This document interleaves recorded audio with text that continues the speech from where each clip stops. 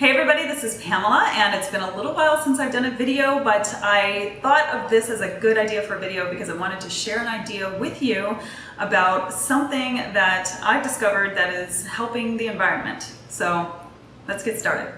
If you like freshly ground peanut butter, I love getting freshly ground peanut butter at the store, but you know you have to get those little plastic packages that they have at the store and then grind the peanut butter into the plastic.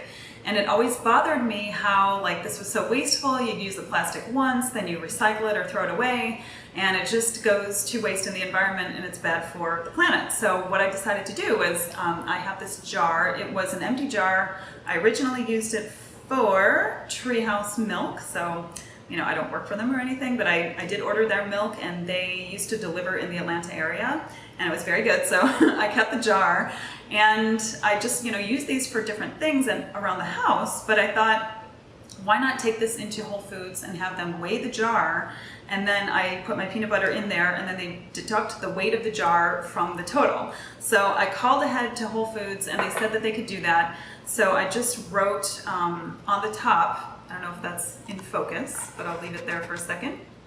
They wrote the tare weight on the top of the jar so that when I was checking out, and I ground the peanut butter into here, and then I checked out and they deducted that tare weight. And so I can just use this over and over again. It's much better than using plastic. And it's a really small thing, but it could save so much plastic if a lot of people did this.